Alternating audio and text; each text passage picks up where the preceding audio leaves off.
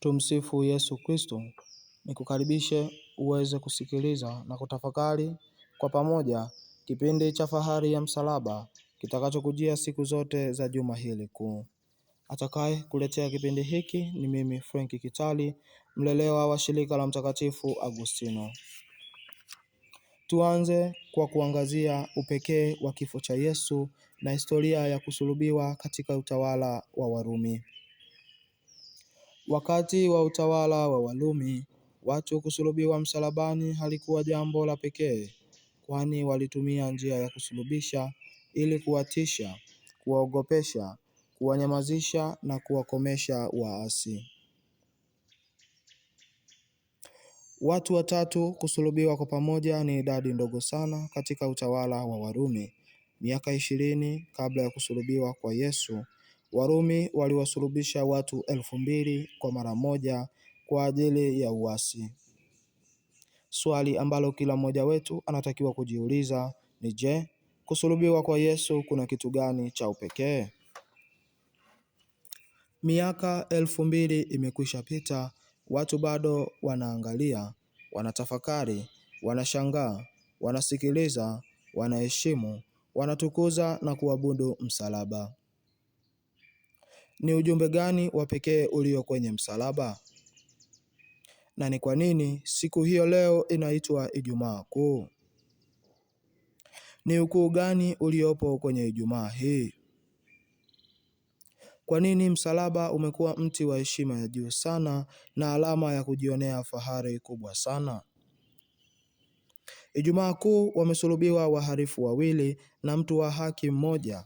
Mhalifu wa kwanza alijulikana kama Dismas, aliyekuwa mkono wa kulia. Mhalifu wa pili alijulikana kama Gestas, aliyekuwa mkono wa kushoto. Na Yesu Kristo wa Nazareti, mtu wa haki aliyesulubiwa katikati ya wahalifu hao.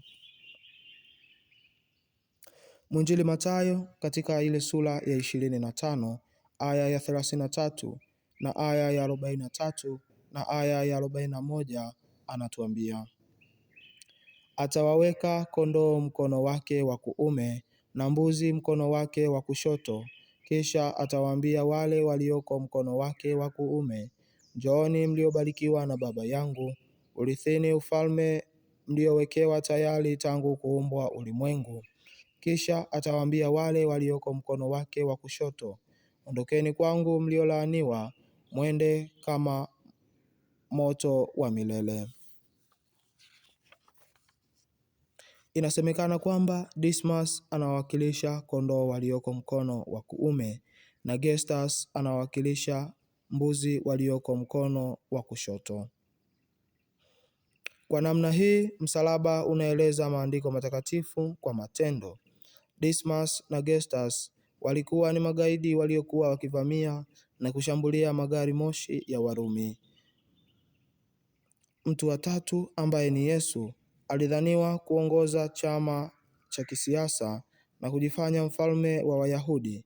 Ni wazi utawala wa Warumi usingeweza kuvumilia jambo hili.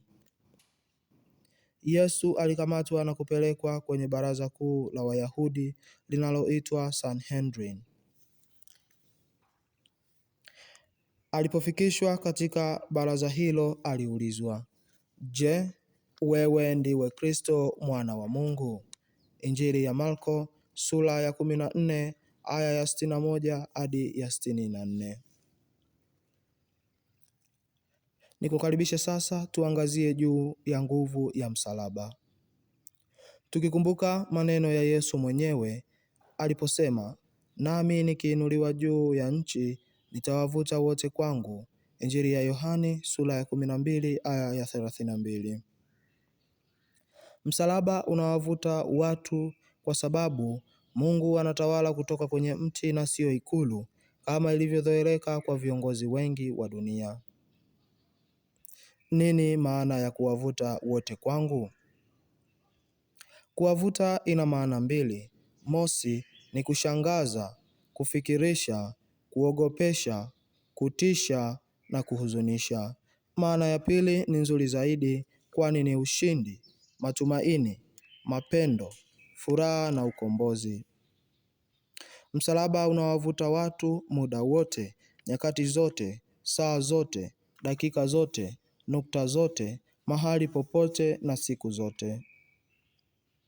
Huu ni msalaba wa wokovu, ushindi, fahari na utukufu. Leo katika makanisa yote ulimwenguni, msalaba unawavuta watu kwa Yesu kwa kuona dhambi na vitu mbalimbali.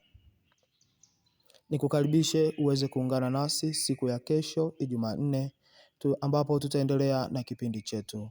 Tumsifu Yesu Kristo.